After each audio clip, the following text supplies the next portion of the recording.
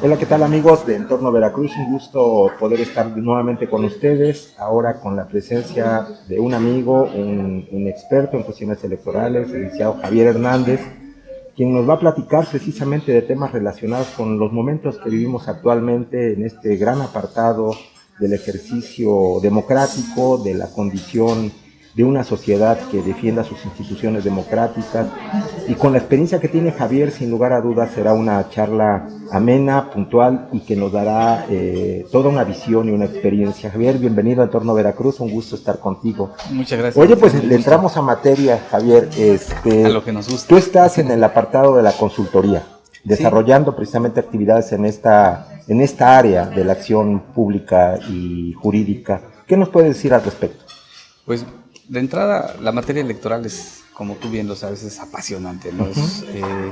Llevamos ya cerca de 23 años involucrados directa e indirectamente en la materia, y eso nos ha permitido entender los distintos escenarios que se han presentado en elecciones desde el 97, aquella histórica elección de 1997, hasta las últimas transiciones que se dieron en Veracruz, incluso a nivel nacional. Entonces, tomamos la decisión un poco de aprovechar toda esa experiencia adquirida en estos años para, de alguna manera, ahora en el ejercicio libre de la profesión, pues ponerlo a disposición de la ciudadanía y contribuir ya desde otra visión al fortalecimiento de la democracia en Veracruz, que mucha falta le hace. Oye, Javier, se ha discutido esto a nivel nacional. Yo creo que atraviesa todos los niveles del ejercicio, de los ejercicios de gobierno, desde lo municipal, lo estatal y lo nacional. Se habla de un acoso a las instancias democráticas, a los organismos autónomos. Entre ellos, la cuestión electoral tiene un puntual seguimiento que se le ha dado por analistas y expertos en las cuestiones electorales, hablando estrictamente del INE. Pero, ¿cuál es tu visión al respecto? Porque efectivamente, si nos remontamos al 97, la gran discusión pública, mucho antes obviamente, pero en esos momentos se da la construcción ya formal de una instancia electoral autónoma, ciudadana, que garantizara procesos con mayor nivel de confianza. En esta larga travesía, Javier, ¿qué nos puedes decir al momento en el que nos encontramos? Me parece que es muy importante recuperar todo eso que tú comentas. Eh, Llegamos a tener instituciones muy sólidas, consolidadas, entre ellas el INE, el INAI, por ejemplo, entre otras, incluso el mismo Poder Judicial. Y es lamentable que a veces, por no conocer lo que nos ha costado a los mexicanos consolidar estas instituciones, que a través de un simple comentario, de una simple mala apreciación de las cosas, se pretenda debilitar para obtener una ventaja en un proceso electoral. Creo que los mexicanos, y las mexicanas sobre todo, estamos obligados a conocer cuánto nos ha costado. Y no me refiero nada más al tema económico. O sea, si hablamos del tema económico, son miles de millones de pesos que se han invertido en la democracia en México, sino también lo que política e históricamente le ha costado a México tener instituciones tan sólidas como los órganos electorales. Entonces, si tenemos estas instituciones sólidas, consolidadas, creo que debemos de cuidarlas, exigirles, como es nuestro derecho, exigirles que actúen apegado a los principios rectores de los temas electorales, pero también evitar situaciones que pongan en riesgo su vida interna, como es el tema presupuestal, como es el cuestionar nombramientos, como es el calumniar o difamar solo por hacerlo, ¿no? Entonces, lo cierto es que en la actualidad, por ejemplo, se puede decir muchas cosas, pero legalmente ya no se está en posibilidades de hacer cambios radicales que pongan en peligro al INE. Tal pareciera que solo fue una estrategia para debilitarlo, para quitarle cierta autoridad, cierto peso en la toma de decisiones, pero afortunadamente actualmente ya estamos para que este proceso salga y salga de la mejor manera, ¿no? Vamos a ver, entonces tú no estás mirando ya que esta parecía andanada de declaraciones, de acciones concretas respecto de cómo minar al Instituto Nacional Electoral pueda continuar, al menos de cara al 6 de junio. Pero no necesariamente es una estrategia de más largo plazo, pensando, por ejemplo, poniendo en duda la posibilidad de una elección transparente, limpia, ciudadana del 6 de junio, porque incluso el propio presidente Andrés Manuel está planteando un gran acuerdo nacional contra el fraude. Digo, yo no sé si estoy escuchando la discusión de hace 20 años o no, pero ¿cómo es posible que desde la propia instancia gubernamental se diga que vamos a hacer un gran pacto contra el fraude? ¿A dónde te lleva esto de reflexión? De entrada, y creo que así lo están tomando los órganos electorales, el reto al 6 de junio es demostrar que se tiene la capacidad, tanto operativa como política, para sacar uno de los procesos electorales más complicados de la historia moderna de nuestro país. ¿Por qué? Porque vamos a tener casilla única en la mayoría de los estados del país. Esta casilla única van a contar votos federales y van a contar votos locales. Si a esto le sumamos que son más de 110,000 casillas en todo el país, sin duda alguna es un gran reto. Y lo más fuerte del tema, que es un proceso electoral con características novedosas que no hemos visto en los últimos 30 años. Desarrollar elecciones en tiempos de pandemia no es una tarea sencilla. No es tan sencillo convencer a la ciudadanía que participe en la toma de decisiones, específicamente a la hora de contar los votos. Integrar las casillas es el reto más importante del INE. Es el primer piso, tener funcionarios electorales. Así es. Y creo que no hemos entendido, ahí está la verdadera fortaleza del INE, que no es el gobierno, no son los partidos, no son los funcionarios, son los ciudadanos, la ciudadanía, la que realmente le da esa fortaleza a la hora de contar los votos. Entonces, empezar a hablar de fraude, empezar a cuestionar un resultado, cuando no nos damos cuenta que son los propios ciudadanos quien le da la fortaleza a este tipo de instituciones, me parece que estamos jugando con la ignorancia de la gente, ¿no? Bueno, de entrada es poner en cuestionamiento la propia imparcialidad ciudadana. Así es. ¿No? Porque al final de cuentas quienes desarrollan el proceso más allá de lo que haga institucionalmente el INE, son los ciudadanos que están en la casilla, que garantizan con su presencia el buen conteo de los votos. Y cuando hablamos de fraude, ya no se puede pensar en la estructura monolítica, cerrada de una institución, sino en la participación ciudadana. Pones en cuestionamiento esa disposición ciudadana. ¿Quién va a querer ir si ya per se están descalificando? Mira, lamentablemente es lo que ha costado un poco de trabajo explicar a la ciudadanía de cómo funciona un proceso electoral. Pero en la actualidad es casi imposible desarrollar lo que antes se llamaba fraude, ¿no? El voto, hay muchos mecanismos de control del voto ciudadano, ¿no? Desde las famosas encuestas de salida hasta la forma en cómo se cuentan los votos en una casilla, ¿no? Hay muchos mecanismos de control que sin duda alguna le permiten al ciudadano tener la certeza de que lo que se votó es el resultado. Entonces, en verdad, nos podemos equivocar a la hora de contar los votos. Lo comento con mis alumnos en las clases y a veces en plan de broma les digo, ¿quieren aprender derecho electoral? Hay que ser funcionarios de casilla, ¿no? Porque ser funcionario de casilla en verdad que implica conocer toda la estructura, cómo se cuentan los votos, cómo se llevan los votos y sobre todo entender para qué sirve contar los votos.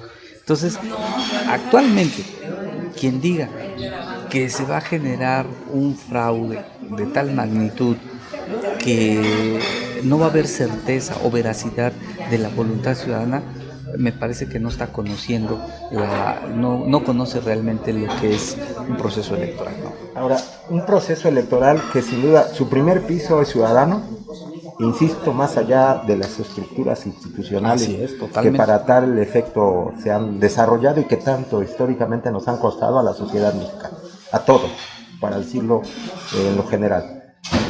Un escenario político complejo, porque según Integralia ya llevamos más de 65 políticos asesinados entre noviembre y febrero de noviembre del año pasado y febrero de este año, lo cual habla de una violencia político-electoral que ya está por encima de lo que sucedió en la elección pasada del 18, que fue una elección, voy a ponerle una palabra tal vez fuerte, una elección sangrienta, que no se vio tanto por todo lo que significó en el discurso de la esperanza, en el cambio, en una elección que fue legítimamente ganada por una fuerza política que arrasó, etcétera, etcétera, todos los elementos que pudiéramos poner, Javier. Pero tú como consultor, de cara a esto que estamos viviendo en los últimos 3 meses de violencia electoral, ¿cómo estás mirando? ¿Realmente se podrá acentuar estos negativos de ejercicio, no sé si social, político, no sé qué palabra darle, Javier, ayúdame, sino esencialmente esto no va a minar la posibilidad de la participación ciudadana? Ya no hablemos de la pandemia también, que es un elemento, ¿no?, que tiene que ponerse en la mesa. Hay que pensar positivamente. Y lo que yo haría sería invitar precisamente a la ciudadanía a que de una vez por todas se le diga a estos malos actores que no es el miedo lo que puede llevar al triunfo o al poder, sino que realmente es la ciudadanía, el voto ciudadano quien decide. Entonces, si seguimos aplicando este tipo de estrategias del miedo para inhibir la participación ciudadana, pues la solución la tiene la propia ciudadanía. Es un proceso intermedio en donde los grandes expertos no esperan arriba del 45% de la participación ciudadana. Es muy lamentable que de 10 personas solamente 4.5 participen. O sea, estamos hablando que hay casi 6 personas que no participan, 6 de 10. Entonces, la única manera en que podemos ya romper con esto que le ha hecho mucho daño a México es participando, que se den cuenta estos malos actores políticos que el miedo a la ciudadanía no le hace nada.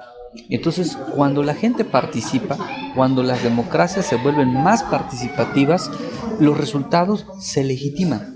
Entonces, aquel que alega fraude en un proceso altamente participativo no pasa más que del comentario doloso o malintencional.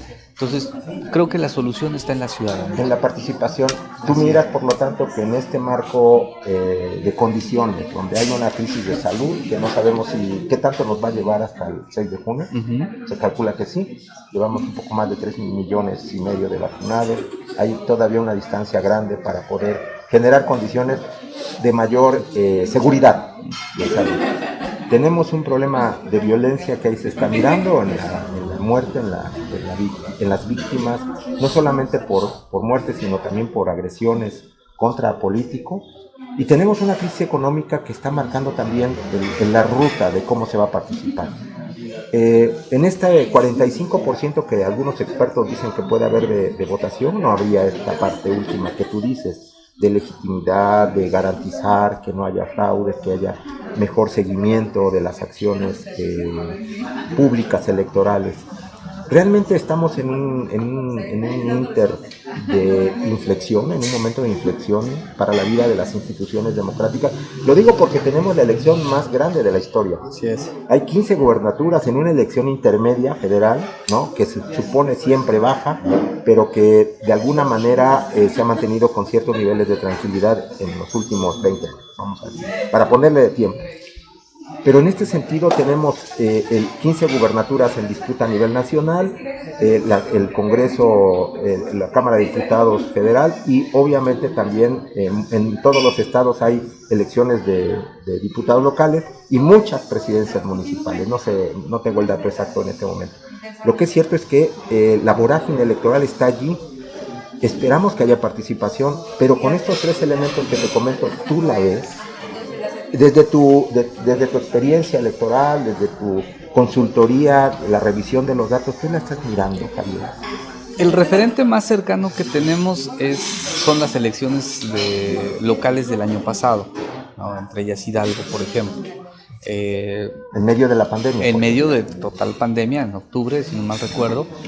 Y, por ejemplo, el INE resaltaba que en esos estados la participación estuvo en la media en comparación a otros procesos electorales intermedios, arriba del 40%, salvo Hidalgo estuvo en el 39%, pero el otro estado estuvo en el 41%. En verdad es muy complicado exigir un proceso de participación superior al 55%, ¿no? Entonces, tal parece que nos vamos a ubicar en estos porcentajes, ¿no? Un proceso electoral exitoso superior al 48%. Un fracaso del proceso electoral abajo del 40% de participación. Entonces, el gran reto que tienen las instituciones y sobre todo los actores políticos es entender que la participación ciudadana es la única que legitima las decisiones en las urnas. Entonces, yo creo que la ciudadanía poco a poco va creyendo en las instituciones y no nos queda otra más que seguir invitando a que participen. Ahora, desde nuestros distintos. Están a la altura. Me refiero como los actores convocantes al final de cuentas. Así es. Están realmente planteándose con suficiencia las capacidades para ser convocantes reales de la participación ciudadana, o están quedando muy atrás de las necesidades que tenemos. Ahí, por ejemplo, yo lo que puedo hacer, la crítica a los partidos políticos, es que no nos hemos adaptado a esta nueva realidad. Queremos seguir haciendo campañas electorales como si fuese el 2000, 2004, 2007, 2010. O sea, queremos explotar nuestras marcas de partido de la misma forma que se ha hecho durante los últimos 20 años. No hemos entendido esta nueva realidad. No hemos entendido la realidad en donde se ve mal una campaña, en donde le importe poco la salud de la gente y hace sus reuniones como se acostumbraba, ¿no? O sea, entre más gente se vea, según más exitosa es la campaña. Falso. Eso es una mala percepción y está generando una mala percepción en la ciudadanía. Segundo, no hemos entendido el manejo de las redes sociales en procesos electorales. Pensamos que simplemente con el hecho de abrir un perfil en Facebook, en Twitter o en alguna otra plataforma, ya vamos a lograr posicionarnos. No. No se ha entendido que lo importante es el mensaje que le lleves al ciudadano para que el ciudadano se motive a participar. Ahí es donde está faltando coherencia, congruencia y sobre todo fortaleza en el discurso. Entonces, honestamente, ante un presidente de la República o ante un gobierno federal con un porcentaje de aceptación superior al 55%, pues es lamentable que no haya oposición. No haya oposición. Ahora, en nuestro país, y no creo que sea una cuestión solamente de nuestro país, el manejo de las redes sociales, como tú dices, no se ha dado desde el punto de vista más positivo que muchos podrían estar imaginando que pudieran tener si mandan sus fotos, si mandan algún mensaje regularmente que no conecta necesariamente. Así es. Pero está la otra cara, la cara negativa del uso de las redes sociales, que implica linchamientos, descalificaciones. Allí las autoridades electorales realmente, y me refiero no solamente al INE, sino también a los tribunales, etcétera, tendrán una injerencia directa porque hay linchamientos mediáticos, hay calumnias permanentes contra actores políticos y pareciera que en el discurso de la libertad de expresión se tiene que estar aceptando esto como natural o consustancial al ejercicio democrático. ¿No es precisamente un cierto nivel de perversión de la utilización de las redes, de esa supuesta representación de la libertad de expresión? ¿Cómo lo podríamos leer, Javier? Necesitamos madurar el discurso político electoral. Para mí, el seguir utilizando la calumnia, la difamación, el desprecio hacia el contrincante, es una muestra de la inmadurez política en la que nos encontramos al utilizar estas herramientas. En la medida en que los actores maduren su discurso, maduren sus pretensiones, maduren el manejo de cómo comunicarse en la ciudadanía también se va a involucrar, también lo va a entender y va a ser suyo ese discurso. Pero si son los actores políticos los primeros que utilizan la descalificación, entonces no nos quejemos del abuso en la libertad de expresión. En lo personal, yo soy totalmente convencido de que las redes sociales son plataformas de plena libertad. Es un gran logro que después de muchos años de autoritarismo, de muchos años donde era difícil tener acceso a medios de comunicación, surjan este tipo de instrumentos en donde la ciudadanía encuentra una plaza pública en donde puede expresarse de manera libre totalmente. Pero ¿qué ha faltado? Ha faltado decirle a la ciudadanía: aguas, no te confundas, es una plaza de plena libertad, pero hay un tercero al que tenemos que respetar. La cultura cívica creo que se ha dejado a un lado. O sea, las redes sociales como el gran ágora global, ¿no? El gran espacio de donde todos pueden opinar, pero donde necesariamente una sociedad madura, cívicamente responsable, tendría que asumir el respeto de las diferencias.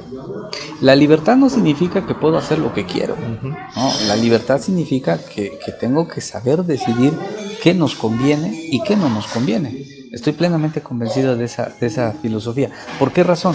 Porque si yo sé distinguir cuando alguien está calumniando, pues no le voy a abonar. ¿Por qué? Porque socialmente nos va a complicar. Nos daña mucho socialmente. La libertad implica responsabilidad. Así es. Veracruz también participa del proceso electoral. ¿Cómo ves a Veracruz? Complicado porque de por sí el estado geográficamente es difícil manejar todos los temas electorales. Yo veo demasiada pasividad, ¿no?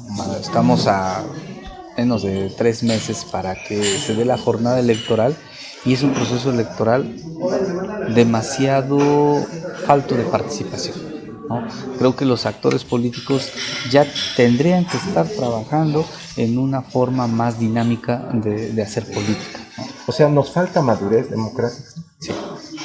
Sí, creo que no se han repuesto de este tsunami de hace 2 años.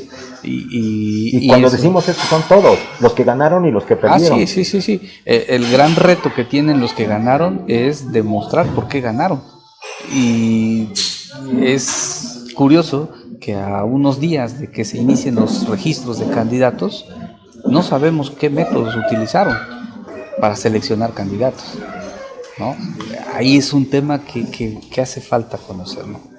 Podrán asumirse que son cuestiones de discusiones de vida interna, pero lo más ampliamente transparentes que fueran sería lo ideal. Claro, ¿no? Creo que la transparencia y sobre todo la democratización interna de los partidos políticos puede motivar a la ciudadanía en participar en la vida política, ¿no? Tenemos muchísimas opciones en los partidos políticos, hay muchos partidos políticos, pero ¿cuántos de ellos realmente se han acercado a la ciudadanía para decirle participa?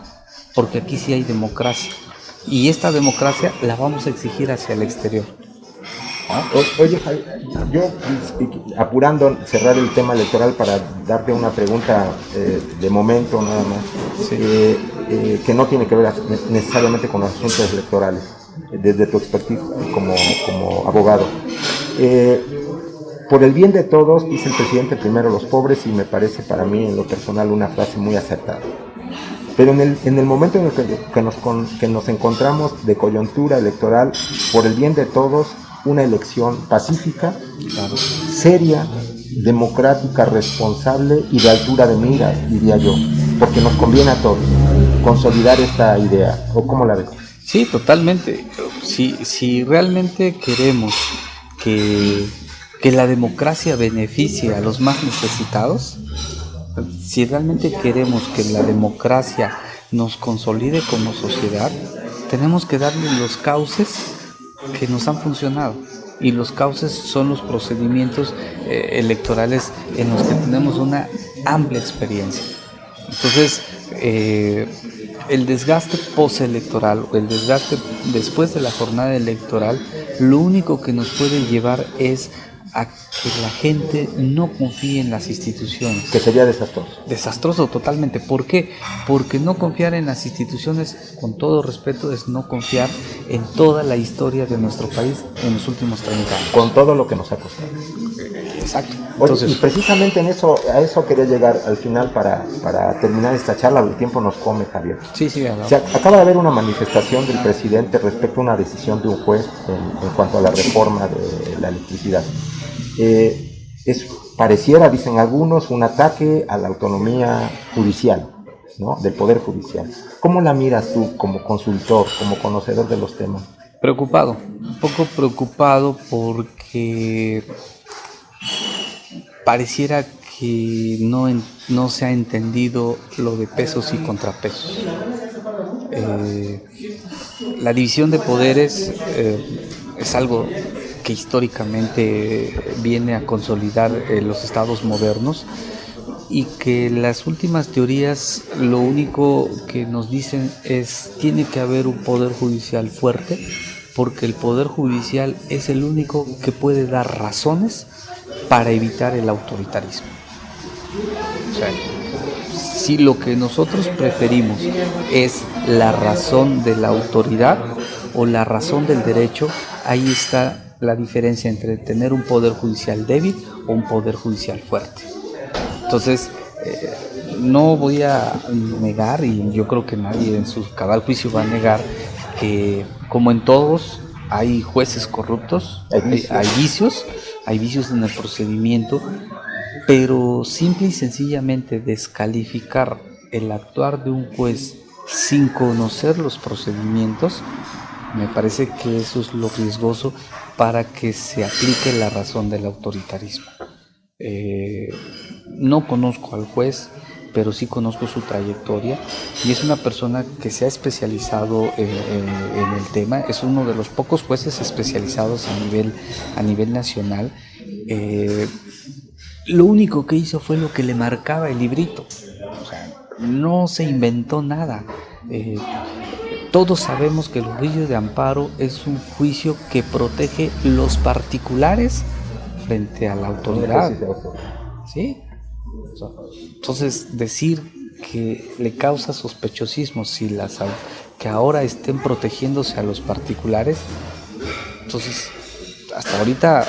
Es difícil, ¿no, Javier? Porque complicado. Se supone que estamos en un planteamiento básico de auténtico respeto republicano de los poderes y poner en cuestionamiento el todo por una parte, se supone, por una decisión, pones en jaque, pareciera, todo el poder judicial, todo está corrupto, todo tiene vicios, etcétera.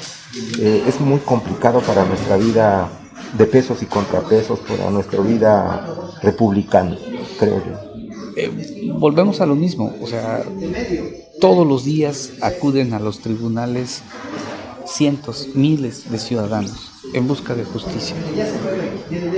Honestamente, si alguien dice que esos tribunales no funcionan, ¿con qué confianza voy a pedir justicia? La ley del más fuerte después se avanza hacia una barbarie mayor de la que ya tenemos. Entonces, yo lo que invitaría es, vamos a exigirle al Poder Judicial, como debe ser, como en los cauces legales, vamos a pedir que se actúe, no en el marco de la ley, que ese es otro tema. O sea, ya no debemos quedarnos con la simple ley. Hay algo más allá de la ley, y ese algo más allá de la ley se llama la Constitución. Y en la Constitución están los principios básicos para consolidarnos como sociedad. Si le pedimos que se actúe solo en el marco de la ley, en el marco de la ley hay muchas leyes injustas. Bueno, si hay leyes injustas, para eso están los jueces, para decir esta ley es injusta, esta ley no es acorde a la Constitución. Y eso es algo que, al igual que en el tema electoral, desde 1995 que se hizo la primera reforma constitucional, se ha buscado fortalecer al Poder Judicial para que realmente se convierta precisamente en un órgano constitucional, de control constitucional. La última reforma que mandó el presidente de la Suprema Corte y que fue avalada por el Senado y la Cámara de Diputados, el discurso fue ese: realmente consolidar al Poder Judicial como un verdadero tribunal. Entonces, ¿de qué nos sirve tener un tribunal constitucional si en la primera de acción se cuestiona el actuar como tribunal constitucional? Creo que no estamos entendiendo. Peligroso sería. Muy peligroso. El peligro. Javier, pues muchísimas gracias por esta charla tan interesante, tan rica, por tu experiencia y por tus comentarios. No sé si quieras dejar un último mensaje de cara a lo que viene el 6 de junio. Pues simple y sencillamente invitar a la ciudadanía a que participe, que aproveche este apasionante mundo de lo electoral y sobre todo que es el mecanismo que tenemos como ciudadanos para realmente hacer valer nuestro derecho a voz. El voto es la manifestación, pero lo que está en el voto es nuestra voz y invitar a los actores políticos en la medida de lo posible que se acerquen a las instituciones, a los que estamos involucrados en el tema, que creo que podemos ayudarlos también desde el punto de vista ya no de lo público, sino también desde lo privado. Desde lo privado. Pues allí están las palabras de Javier Hernández, consultor jurídico electoral, quien nos ha acompañado hoy en Entorno Veracruz. Muchísimas gracias, obviamente también agradeciendo a los patrocinadores, primeramente a Casa Real del Café, donde nos encontramos siempre muy a gusto, y al resto de nuestros patrocinadores, muchísimas gracias y hasta pronto.